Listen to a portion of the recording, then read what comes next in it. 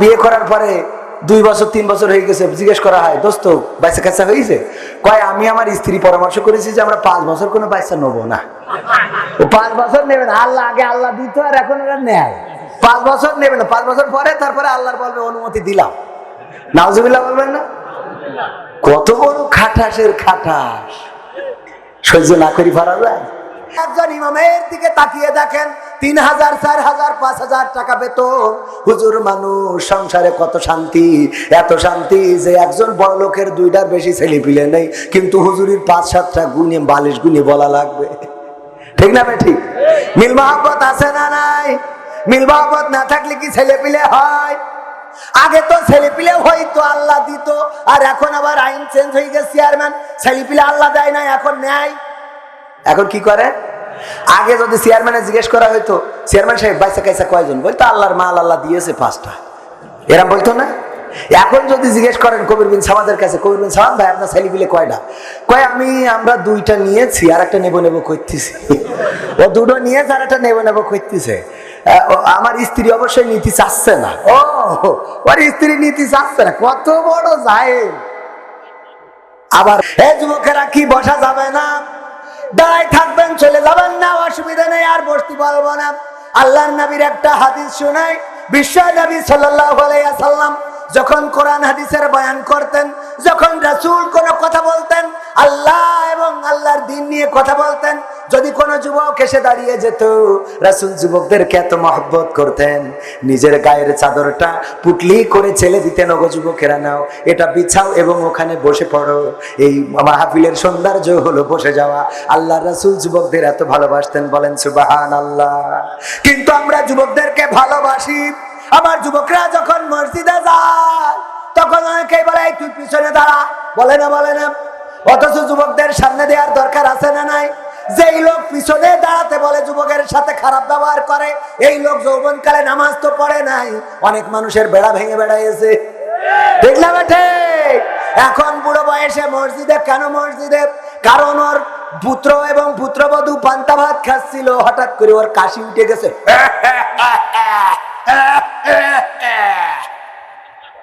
বৌমা বলছে, তোমার আব্বার কি আমি যেই পান্তা ভাত খাতি বসি সেই কাশি লাগে নাকি? ও কি কাশি লাগে না ইচ্ছা করে কাশি? মানে বলতেছে বৌমা, বলতেছে ছেলে। এবার ছেলে যে বলছে, আব্বা এই তুমি খাওয়ার সময় খবরদার জন্য বাড়ি থাকবা না, খাওয়ার প্রতিটা অর্থে তুমি বাড়ি থাকবা, তোমার যদি পান্তা ভাত খাওয়ার কোনো কায়দা থাকে না। কি শুরু করেছ তুমি?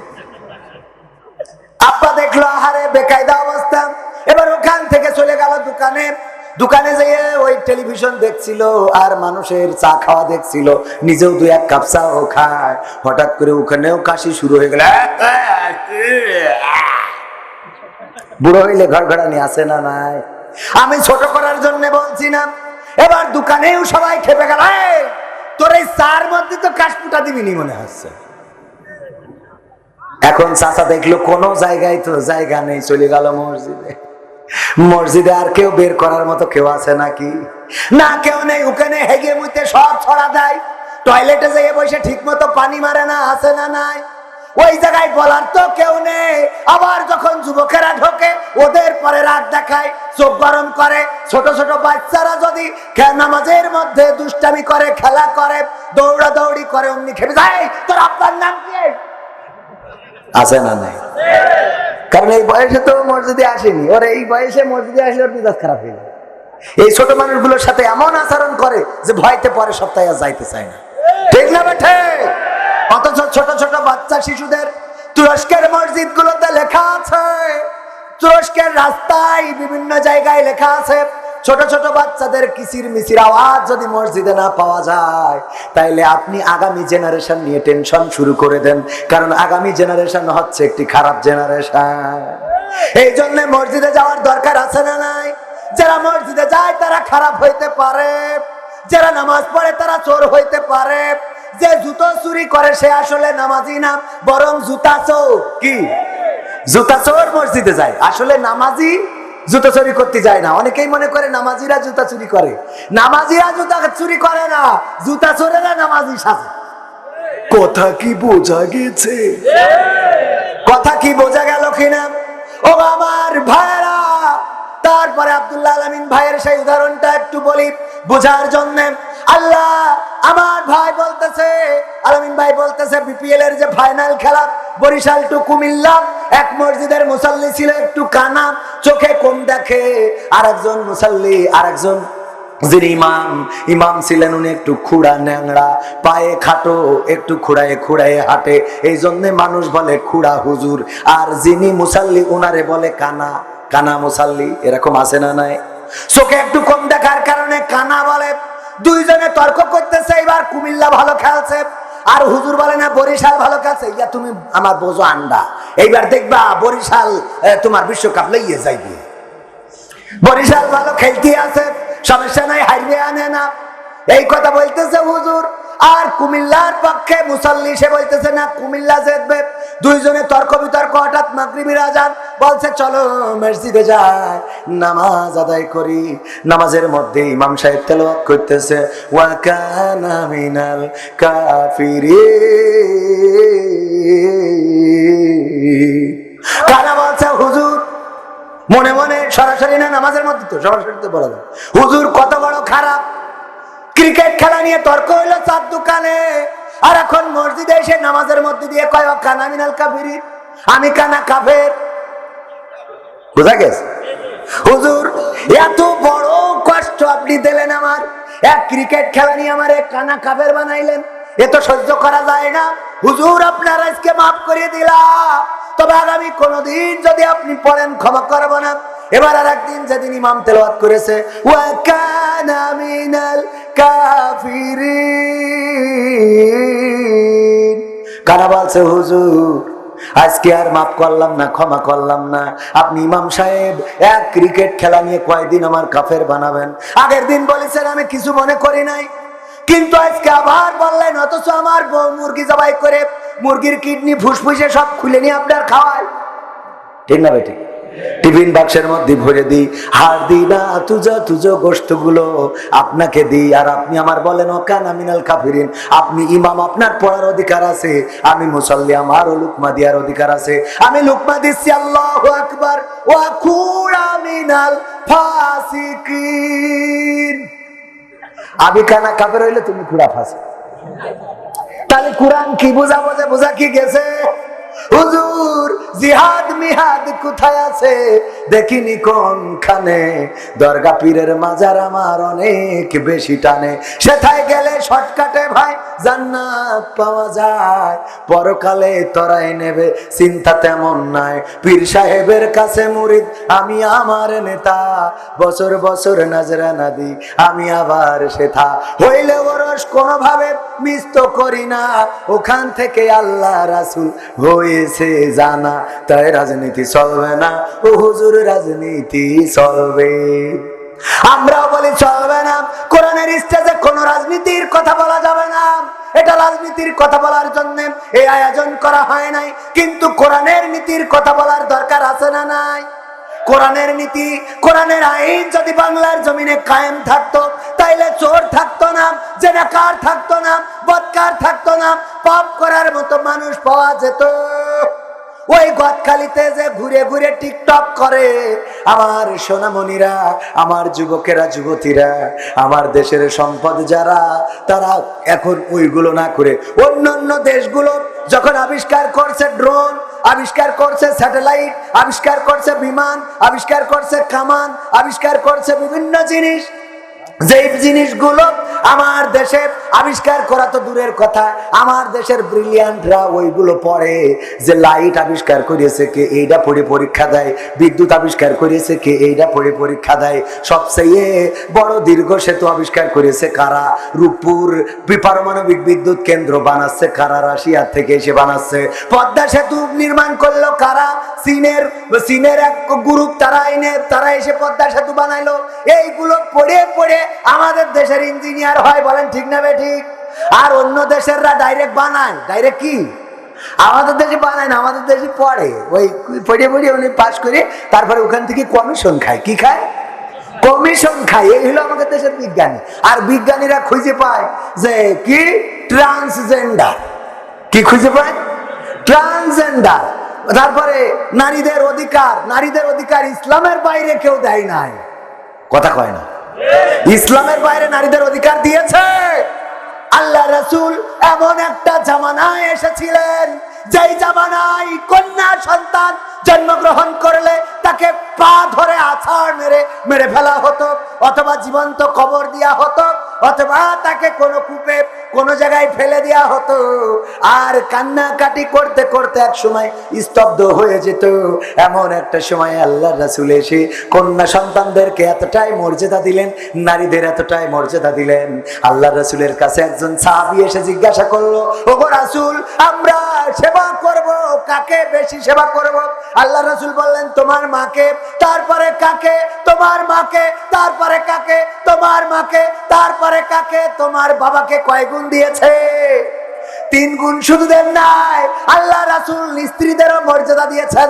কেমন মর্যাদা দিয়েছেন? আল্লাহ রাসূল নিজেদের স্ত্রীদের সাথে আল্লাহ আম্মা আয়েশা রাদিয়াল্লাহু তাআলা আনহাকে ডাক দিলেন, বললেন, আজকে তো চাঁদনি রাত, চলো একটু এই চাঁদনি রাতে চলে যায়। এই চাঁদনি রাতে যে আমরা ওই যে দূরে টিলাটা দেখা যায়, দুইজনে দৌড়াবো, দেখি কিটা ফার্স্ট হয়। এই কাজ করেছেন কে? যারা মনে করে ইসলামে কোনো রসকস নেই, আনন্দ নেই, আমার বিশ্বাস চেয়ারম্যানও কোনোদিন স্ত্রীর সাথে দৌড় প্রতিযোগিতা করিনি। আমার ধারণার কথা বলছে, আমি তো করিনি, সময় পাইনি, ওয়াজ করে বেড়াবো না দৌড়ো, তো এইসব করি বেড়াতে। আপনারা কয়দিন দৌড়াইছেন? না, কোনোদিন তো র্যাকেট খেলা আছে না নাই? র্যাকেট খেলেন স্কুল মাঠে, কেন পাঁচিলের মধ্যে লাইট জ্বালায়? আপনি আর আপনার স্ত্রী কি র্যাকেট খেলতে পারেন না? তবে সাবধান, আমার শালীদের সাথে খাইলেন না। একে তো একরকম বললে আর একরকম পরিবেশই থাকে। হুজুর বললিয়েছে একরকম বললে আর একরকম, এই কাজ করা যাবে? শালীর সাথে না, স্ত্রীর সাথে র্যাকেট খেলবেন। স্ত্রীর সাথে পাঁচিল দিয়া বাড়ি যদি হয়, পর্দার মধ্যে ক্রিকেট খেলবেন, স্ত্রীর বলবেন যে বল করো আর আমি ব্যাট করব। আমার রাসূল এটা শিখিয়েছেন, এটা রাসূলের সুন্নাত। রাসূল বললেন, দৌড় দাও, ওই পাহাড়ের টিলাটায় দেখি কে আগে পৌঁছায়। দৌড়ালেন, আল্লাহর নবীকে রেখে আম্মা আয়েশা রাদিয়াল্লাহু তাআলা আনহা ফার্স্ট হয়ে গেলেন। আনন্দে বললেন, গোল দিয়েছি, গোল দিয়েছি। আনন্দ করে বললেন, আমি জিতে গেলাম। আল্লাহ রাসূল বললেন, অসুবিধা নাই। আবার একদিন চাঁদনি রাতে, পূর্ণিমার রাতে রাসূল ডাকলেন, বললেন, আয়েশা চলো আজকে আবার একটু দৌড়াবো। আম্মা আয়েশা রাদিয়াল্লাহু তাআলা আনহাকে নিয়ে দৌড়ালেন। দৌড়ায় এবার আল্লাহ রাসূল ফার্স্ট হয়ে গেলেন। আম্মা আয়েশা মাথা নিচু করে রাখলো। আল্লাহ রাসূল বলল, ওগো আয়েশা, তুমি কেন খাই কষ্ট নিচ্ছ? কেন মনে ব্যথা নিচ্ছ? তোমার কি মনে নাই তুমি একদিন আমাকে গোল দিয়েছিলে? আজকে সেটা আমি শোধ করে ডুরা করে দিলাম। সুবহানাল্লাহ।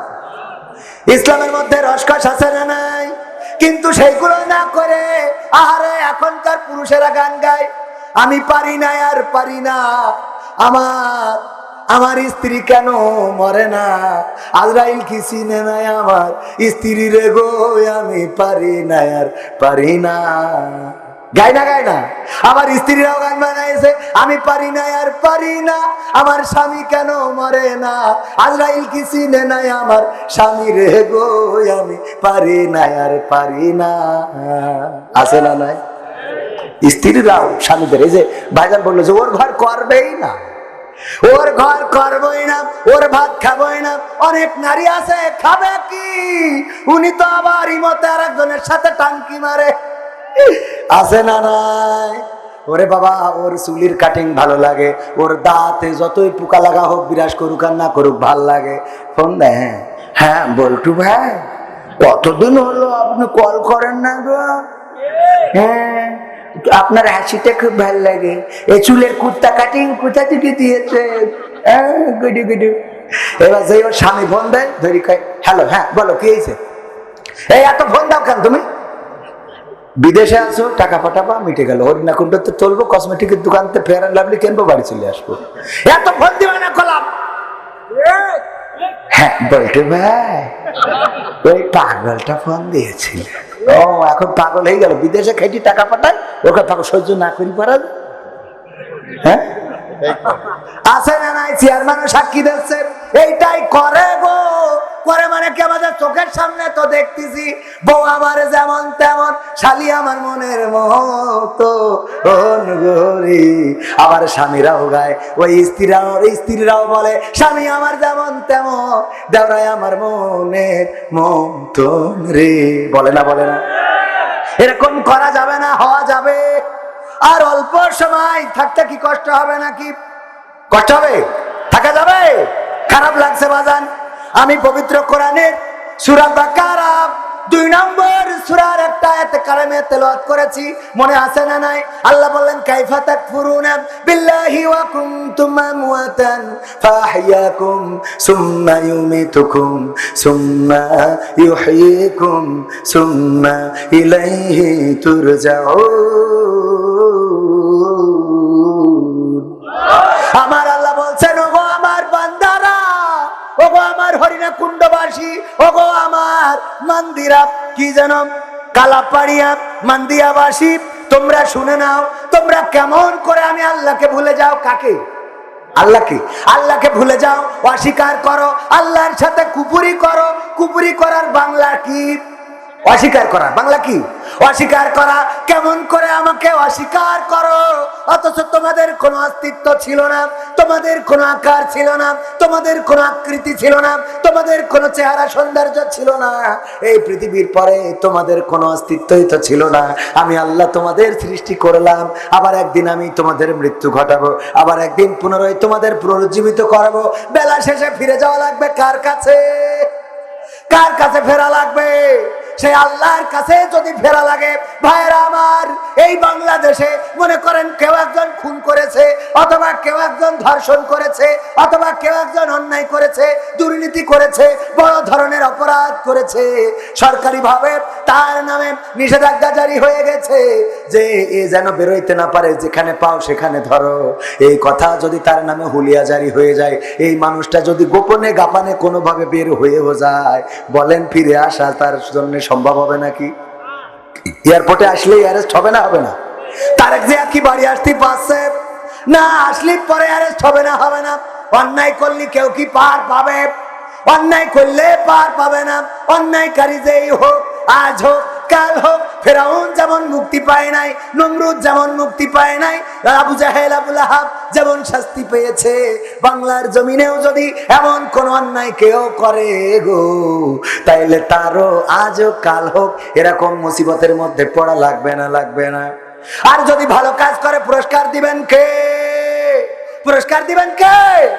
এখন আল্লাহর কাছে যেহেতু ফেরা লাগবে, কোন একজন যদি অন্যায় করে আর যদি সারেন্ডার করে, পুলিশের কাছে যদি ধরা দেয়, তাইলে এই মানুষটার পাপ কমে, তার শাস্তি কমে না বাড়ে? শাস্তি যদি ধরা দেয়, নিজে যে আমি অপরাধ করেছিলাম, আসলাম, ধরা দিলাম, শাস্তি কমে না বাড়ে? কমে। দুই একজন বলছে বাড়ে। আরে বাবা কমে। কেউ অপরাধ স্বীকার করলে শাস্তি বাড়ে না, শাস্তি কমে। কিন্তু বাড়াবাড়ি করে সে যদি পার হয়ে যায়, তার মাথায় রাখা লাগবে যে চলে যাচ্ছি আর বাংলাদেশে আসবো না, আসলে কিন্তু কাটি খুলে দেবে। এখন বাংলাদেশে যদি আসতেই হয়, তাইলে অন্তত পাপ মোচন করে যাওয়া ভালো না? যে স্যারেন্ডার করি করে আমি আমার কেস কাজ যা আছে, যা শাস্তি হবে মাইনি, তারপরে আমি যা হয় করবানে। তেমনি ভাবে আল্লাহর কাছে যেহেতু ফেরাই লাগবে, অপরাধ যদি আমরা করে থাকি, সেই আল্লাহর প্রতি নিজেদেরকে নিবেদিত প্রাণ হিসাবে উপস্থাপন করে আল্লাহর কাছে ক্ষমা চেয়ে তওবা করে আল্লাহর দিনের কাছে ফিরে এসে আমরা আল্লাহর কাছে হাজিরা দিলে উপকার নাকি ক্ষতি? কথা কয় না? এই জন্য আল্লাহর কাছে ফিরে আসার দরকার আছে না নাই? আল্লাহর কাছে ফিরে আসতে হবে। অপরাধ করি নাই এমন একজন এখানে নাই। আমি হুজুর মানুষ, বড় বড় কথা বলছি, মনে হচ্ছে যে হুজুর মনে হয় বিশাল বড়। আরে বাবা, আমি কি তা তো সে আমি জানি আর আল্লাহ জানে, ঠিক না বেঠে? আমি কত বড় অপরাধী, আমি কত বড় গুনাহগার, আমি কত বড় মূর্খ, আমি কত বড় অজ্ঞ, সেটা আমার চেয়ে বেশি আমার আল্লাহ জানে। আর জনগণ কি জানে নাকি? না, জানে না। এই জন্য আল্লাহর কাছে নিবেদিত প্রাণ হতে হবে, আল্লাহর কাছে নিজেকে সঁপে দিতে হবে। আল্লাহর প্রতি আর অস্বীকার করা নয়, আল্লাহর সাথে আর শত্রুতা নয়, আল্লাহর সাথে দ্বন্দ্ব নয়, আল্লাহর সাথে আর কোন জিহাদ ঘোষণা করা নয়। বরং আমরা আল্লাহর কাছে মাথাটা নত করে আল্লাহকে অভিভাবক হিসাবে যদি মেনে নিতে পারি, তাহলে আমাদের কোনো ভয় থাকবে না, চিন্তা থাকবে না, দুঃখ থাকবে না, কষ্ট থাকবে না। একটা উদাহরণ দিলেই বুঝতে পারবেন, চেয়ারম্যানের বাড়ি গরু আছে, কি আছে? গরু। এখন এই গরু মাঠে খাওয়ানোর জন্য দিয়ে গেছে, রাখাল যে মাঠে ছেড়ে দিয়েছে, গরু খাতি খাতি হঠাৎ করে বাগান থেকে একটা বাঘ বেরোইতে গরুরে করেছে তারা। তো গরু দৌড়াইতে দৌড়াইতে এক জায়গায় ছিল কাদা, কাদার মধ্যে দিয়েছে ঝাঁপ, দেওয়ার পরে বাঘও ঝাঁপ দিয়েছে গরু ধরার জন্য, কিন্তু বাঘ ঝাঁপ দিয়ে 3 হাত সামনে যেয়ে পড়েছে। কয় হাত? ও যে কাদার মধ্যে আটকে গেছে, যত ছাড়াইতে চায় তত আটকে যায়, যত ছাড়াইতে চায় তত আটকে যায়। আর গরু কোনো কিছু না করি ও খালি জাবর কাটাচ্ছে। বাঘ বলছে, আসলে তো তুই গরু, এই গরু, তুই তো আসলেই গরু।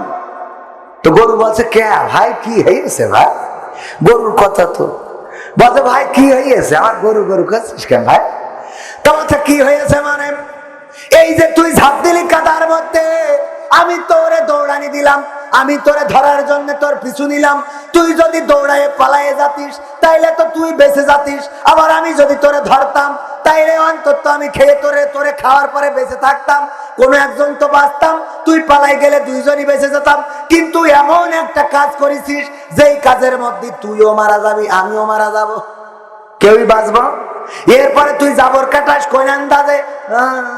কোন আন্দাজে? বলছে, এই জন্যই তো আমি গরু আর তুই বাঘ। তুমি বাঘ হইতে পারো ভাই, কিন্তু তোমার অত বুদ্ধি নাই। কয় কেন? কয় দেখো, আমি গরু হইলেও বুদ্ধি আছে। আমার একজন অভিভাবক আছে, সন্ধ্যাবেলা চেয়ারম্যান যখন বাড়িতে আসবে, এসে যখন দেখবে গোয়াল ঘরে গরু নাই, তখন লাইট নিয়ে খুঁজতে মাঠে চলে আসবে। খুঁজতে খুঁজতে যখন আমারে পাবে, আমারে তো উদ্ধার করবেই করবে। আর যখন তোরে পাবে যে তোর কারণে আমি এই কাদায় আছি, তখন তোরে এই কবর দিয়ে এখান থেকে যাবে। ঠিক না বেঠে? তেমনি ভাবে যারা আল্লাহকে অভিভাবক হিসাবে মেনে নেয়, আল্লাহকে যারা অভিভাবক হিসাবে চিনতে পারে, আল্লাহকে যারা অভিভাবক হিসাবে গ্রহণ করতে পারে, ওরা কাদায় পড়ুক, ওরা জেলে যাক, ওরা ফাঁসিতে ঝুলুক, ওরা রিমান্ডে যাক, ওরা দেশ থেকে বাইরে যাক, যেখানেই থাক না কেন, ওরা জানে আমাদের একজন অভিভাবক আছে, তিনি আমাদের আজ হোক কাল হোক উদ্ধার করবেন। বলেন সুবহানাল্লাহ। কথা কি বোঝা গেছে?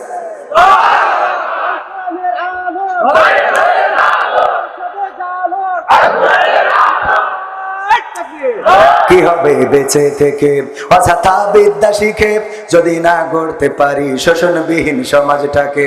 কি হবে বেঁচে থেকে? কি হবে যুবক নামের বোঝা হয়ে এই ধরাতে, যেখানে মা বোনেরা ধর্ষিতা হয় দিনে রাতে? কি হবে যুবক নামের বোঝা হয়ে এই ধরাতে, যেখানে মা বোনেরা ধর্ষিতা হয় দিনে রাতে? যৌবনের সার্থকতা ঘুষিবে সকল ব্যথা, যৌবনের সার্থকতা ঘুষিবে সকল ব্যথা। পারো যদি বলি দিতে মানুষ রূপী পশুটাকে, পারো যদি বলি দিতে মানুষ রূপী পশুটাকে?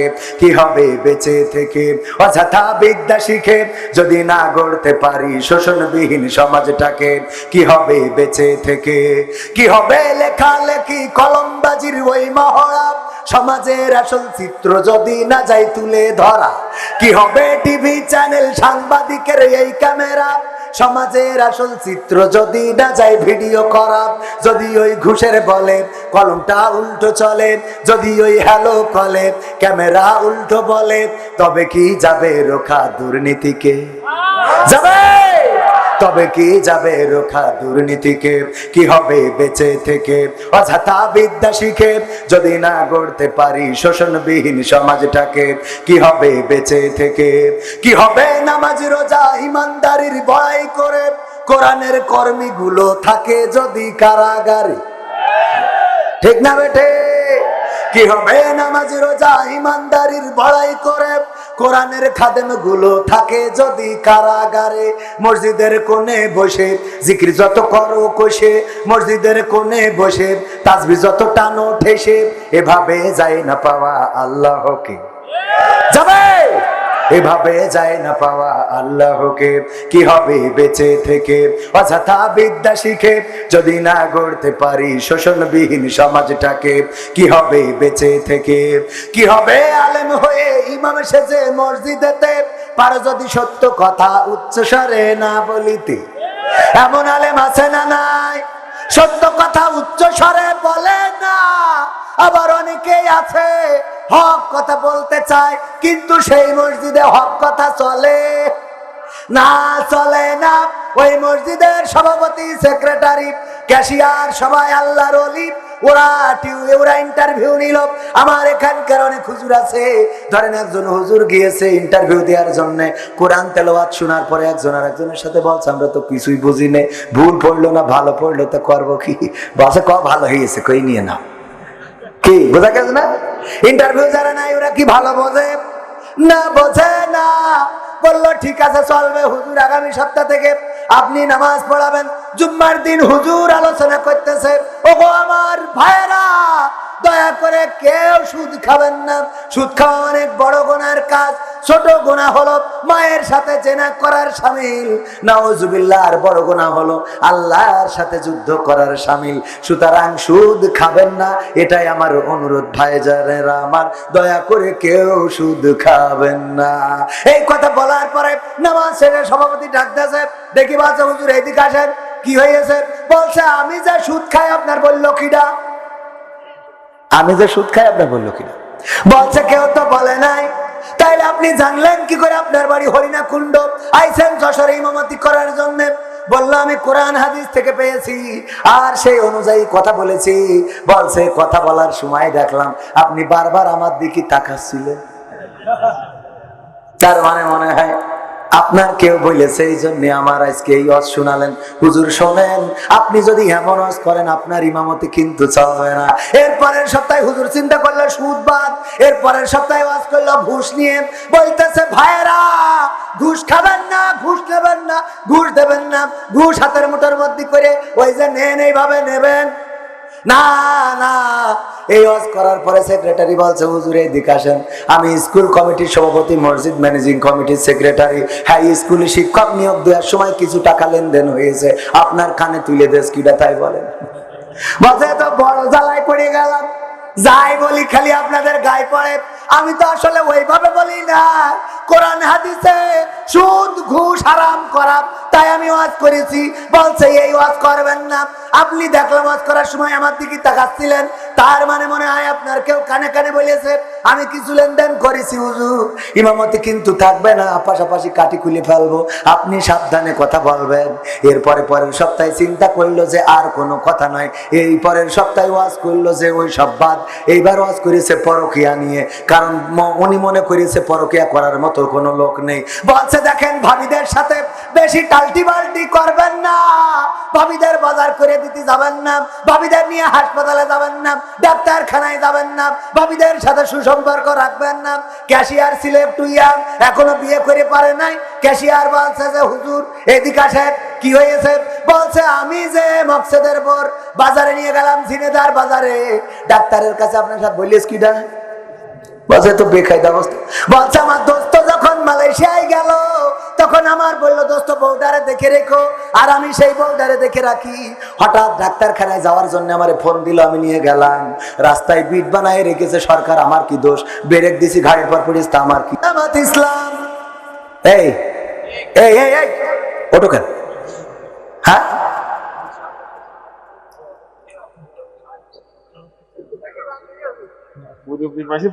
হুজুর মানুষ, তুমি উঠতে চাও, যারা বোঝে না তারা উঠে যায়।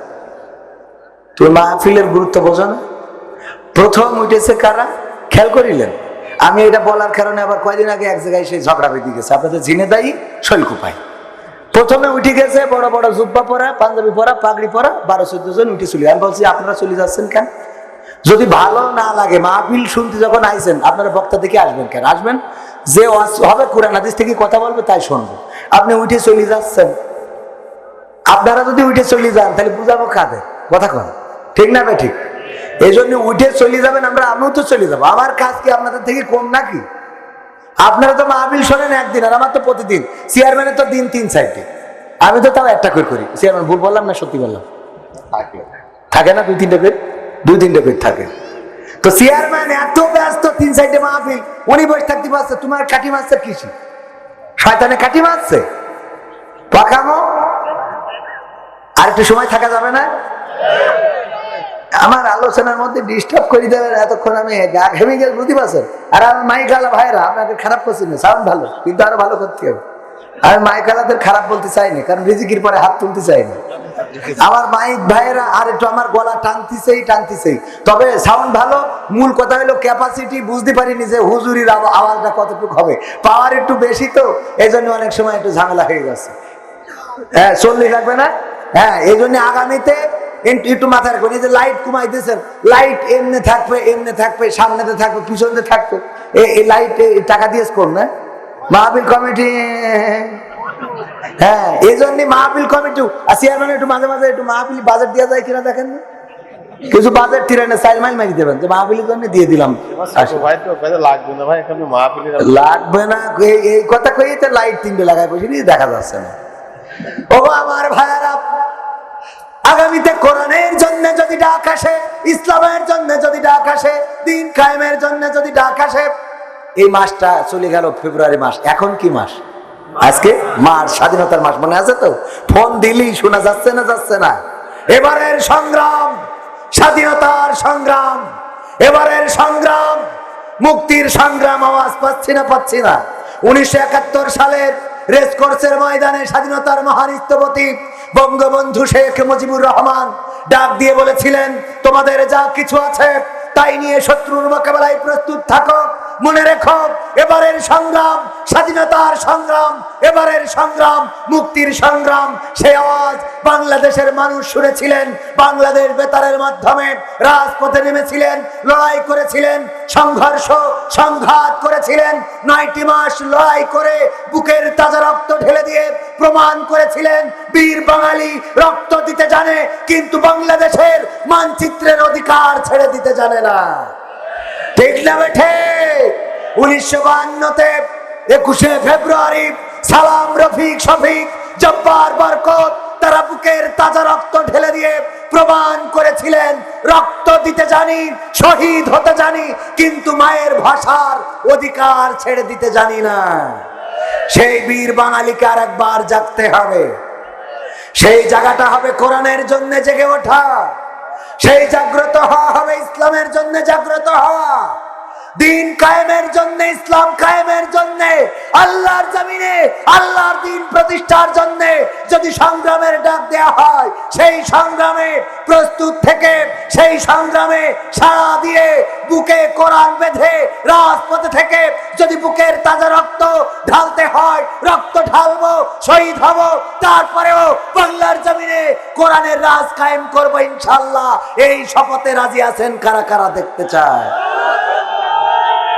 খুলে সিয়াম দিল খুলে, সত্য ন্যায়ের সাধিত দিন আশুক দুলে দুলে, আশুক দুলে দুলে।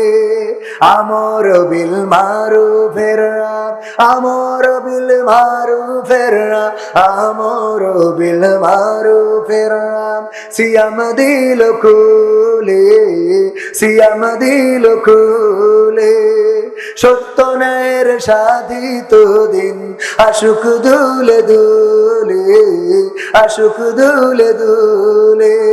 ছড়িয়ে পড়ুক ঘরে ঘরে, ছড়িয়ে পড়ুক ঘরে ঘরে, বেচাইন বেহাল জানো কি জানো, বেহেশতি বেলাল যে, বেহেশতি বেলাল, বেহেশতি বেলাল যে, বেহেশতি বেলাল।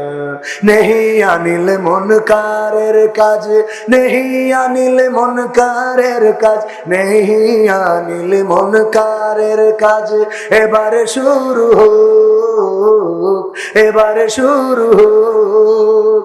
মাহে রমজান গড়তে এলো সেই কাজেরই লোক, সেই কাজেরই লোক। নেহি আনিল মুনকারের কাজ, নেহি আনিল মুনকারের কাজ, নেহি আনিল মুনকারের কাজ, নেহি আনিল মুনকারের কাজ।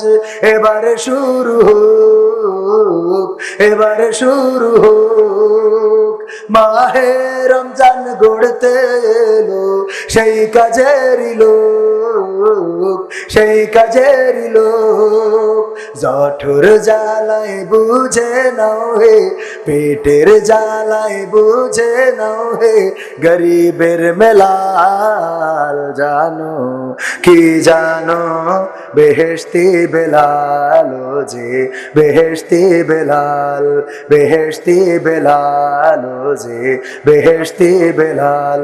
রমজানের ওই সওগাত লয়ে, রমজানের ওই সওগাত লয়ে হাসে দূরে আল হেলাল জানো কি জানো, বেহেশতি বেলাল ও যে বেহেশতি বেলাল। প্রাণের প্রিয় হুজুর, আমি আপনার প্রিয় ভক্ত। আমি একটা মেয়েকে ভালোবাসি, মেয়েও আমাকে খুব ভালোবাসে, কিন্তু মেয়ের পরিবার মেনে নিচ্ছে না। এখন আমার করণীয় কি? ভালোবাসলে কি মেনে নেবে? ভালোবাসলে কি মেনে নেবে? মানবে? ভালোবাসলে মেনে নেওয়া যাবে। করণীয় হলো ডাইরেক্ট বিয়ে করতে হবে, কোনো ভালোবাসাবাসি করা যাবে। পাবনায় গেলাম, একজন যুবক প্রশ্ন দিয়েছে, হুজুর আমি একটা মেয়ের সাথে প্রেম করেছি, মেয়ে নামাজি না, রোজাদার না, আল্লাহওয়ালা না, বোরখা পরে না, কোরআন পড়ে না, হাদিস পড়ে না, এইগুলো করে না। এই জন্য আমি তার সাথে প্রেমে লিপ্ত হয়ে তারে ভালোবেসে সব বুঝাইছি, বুঝাইয়ে বুঝাইয়ে তারে পর্দাশীলা বানাইছি, কোরআন শিখাইছি, হাদিস পড়াইছি, আল্লাহওয়ালা বানাইছি, নামাজি বানাইছি, তাহাজ্জুদ গুজারি বানাইছি। এখন ওই মেয়ে আমার সাথে প্রেম করতে চায় না। হুজুর বলেন এর জন্য ওর কতটুকু গুনাহ হবে? ও সব বানাইছে, এখন ওই মেয়ে ওর বিয়ে করতে চায় না। পাবনার ওই এলাকাটার নামটা ভুলে যাচ্ছে, চাঁদপুর বলে একটা এলাকা আছে। সেখানে আমি বললাম, ওরে আল্লাহর বান্দা, তুমি প্রেম যখন করেছো, সম্পর্কটা খারাপ, কিন্তু খারাপের মধ্য দিয়ে এমন কিছু কাজ করেছো যে কাজটা ভালো, কিন্তু এই ভালোটা আল্লাহর কাছে গ্রহণযোগ্য হবে না? হবে না। কিন্তু ভালো কাজের মধ্যে ভালো কিছু হয়ে গেছে, সেটা হলো ওই মেয়ে যখন কোরআন পড়া শিখেছে, কোরআনে পেয়েছে, আল্লাহ বলেছেন ওয়াকরনা ফি বুয়ুতিকুন্না ওয়ালা তাবাররাজনা তাবাররুজাল জাহিলিয়াতিল উলা। ওগো নারীরা, পর্দার মধ্যে থাকো, জাহেলি যুগের মেয়েদের মতো সেজে গুজে নিজেদেরকে প্রদর্শন করে বেড়ায়ও না। এই আয়াত যখন পড়েছি, ও তো পর্দা করে বেড়াবে, সেজে গুজে আর বেড়াবে না। ও তো কোরআন হাদিস মানার কারণে তোমার সাথে আর প্রেম করবে না। এখন কাজ হলো তার কি করা? তার তাড়াতাড়ি বিয়ে করা। এটা এখন হ্যাঁ শেষ করি। ও টাকা চালি লোক থাকে, আমার তাই মনে হয় টাকা চালি। হ্যাঁ, তো এই জন্য এটার ব্যাপারে বক্তব্য হলো ডাইরেক্ট বিয়ের প্রস্তাব পাঠাতে হবে। প্রেম মেনে নেবে না, মেনে নেওয়া যাবেও না। চেয়ারম্যান বশির সাহেব আমার ডান পাশে বসা, নারায় থাকবে। চেয়ারম্যান সাহেব দিয়েছেন কত বলবো? 10,000 টাকা। নারায় থাকবে। আল্লাহ চেয়ারম্যানকে এনে খায়াত দাও, মনের স্বপ্ন পুরা করে দাও, আপনজনদের কবুল করে নাও, আবার যেন নির্বাচিত হতে পারে তৌফিক দান করে দাও। কালাপাড়িয়া হাফেজিয়া মাদ্রাসা এতিমখানার জন্য দোয়ার আহ্বান করেছে। মৃত সমীর উদ্দিনের দোয়ার জন্য 500 টাকা দান করেছে। আল্লাহ দানকে কবুল করো। মানোয়ার ভাই 5,000 টাকা। নারায় থাকবে। আল্লাহ দানকে কবুল করে নাও, নেখায়াত দাও, মনের স্বপ্ন পুরা করে দাও। বলেন আমিন। কালাপাড়িয়া হাফেজিয়া মাদ্রাসা ওই এতিমখানার জন্য দোয়া করে লাভ নাই, ছাত্র দিতে হবে। কথা কয় না? আগে কি লাগবে? ছাত্র আর সাহায্য সহযোগিতা দরকার আছে না নাই? আমরা সারাদিন ধরে দোয়া করে তেমন কিছু করতে পারবো না। চেয়ারম্যান এই যে 10,000 টাকা মেরে দিল, এইটাই সবচেয়ে বড় কথা, ঠিক না? ঠিক। এই জন্যই আল্লাহ চাইছে, দোয়ার আগে চাইছে বিআমওয়ালিকুম ওয়া আনফুসিকুম, আগে মাল দাও তারপরে জান দাও। ওই খালি শুধু দোয়া করি বসে থাকলে হবে না। হ্যাঁ, মনে থাকবে ইনশাআল্লাহ। আল্লাহ সবাইকে তৌফিক দান করুন। রাত অনেক হয়েছে, আবারও দেখা হবে, কথা হবে। কার কিছু বলার আছে? আলহামদুলিল্লাহ, সভাপতি কথা বলবেন? ইসলামী সঙ্গীত একটা আগামী বছর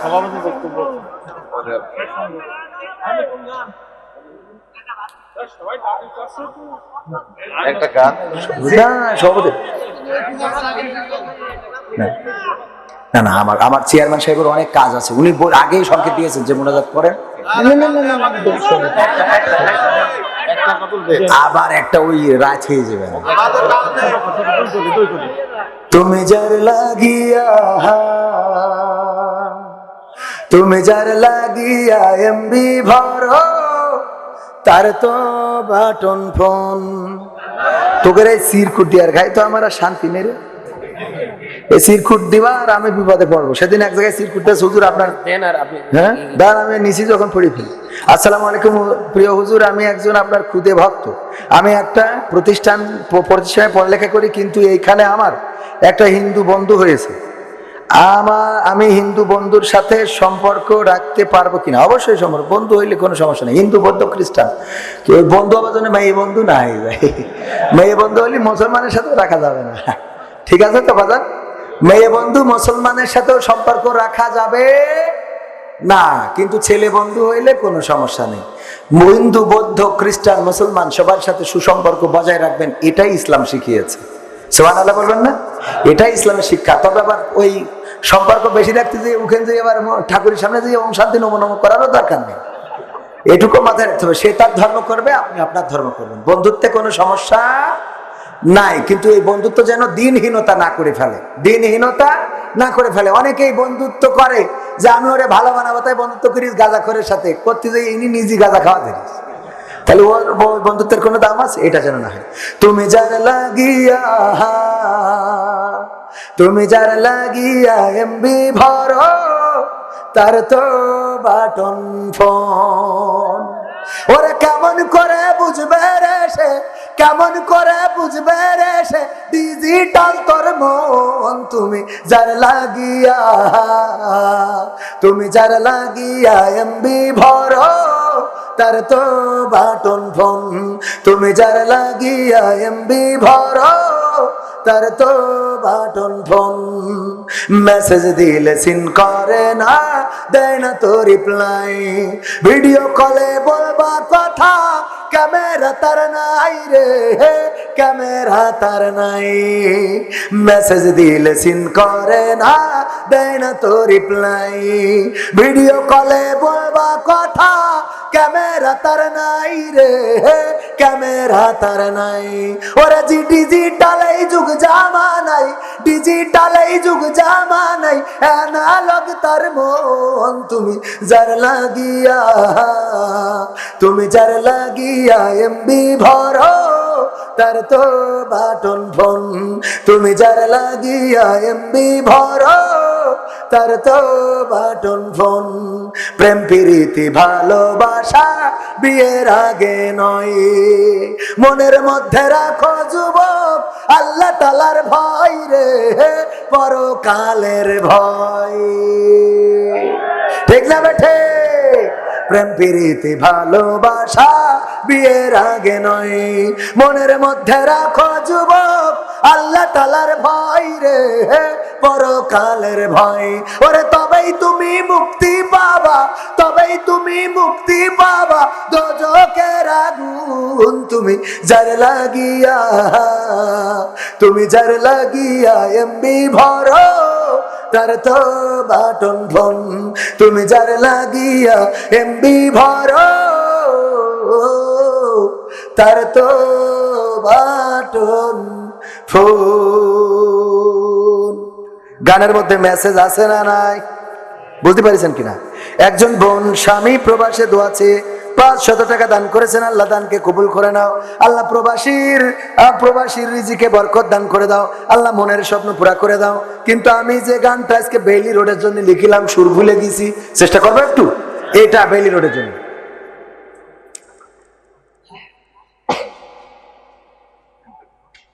বেইলি রোডের আগুনেতে পুড়লো জীবন যাদের, ওগো আল্লাহ ক্ষমা করে দিও তুমি তাদের। বেইলি রোডের আগুনেতে পুড়লো জীবন যাদের, ওগো আল্লাহ ক্ষমা করে দিও তুমি তাদের। বেইলি রোডের আগুনেতে পুড়লো জীবন যাদের, ওগো আল্লাহ ক্ষমা করে দিও তুমি তাদের। তুমি ছাড়া দয়া করার মালিক তো কেউ নাই, এমন কষ্টে মরণ যেন আর দেখতে না পাই। তুমি ছাড়া দয়া করার মালিক তো কেউ নাই, এমন কষ্টে মরণ যেন আর না দেখিতে পাই।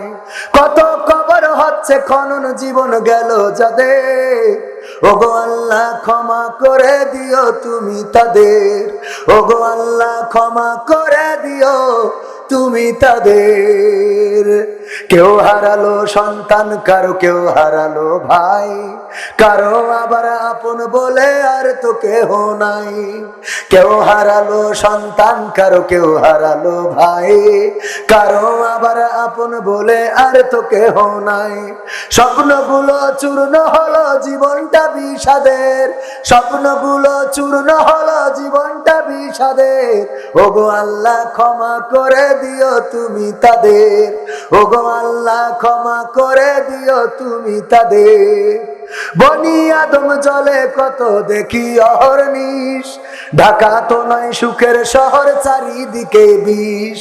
বনি আদম জলে কত দেখি অহর্নিশ, ঢাকা তো নয় সুখের শহর চারিদিকে বিষ। তার মাঝেও জীবন চালাই নাই রে উপায় যাদের, তার মাঝেও জীবন চালাই নাই রে উপায় যাদের।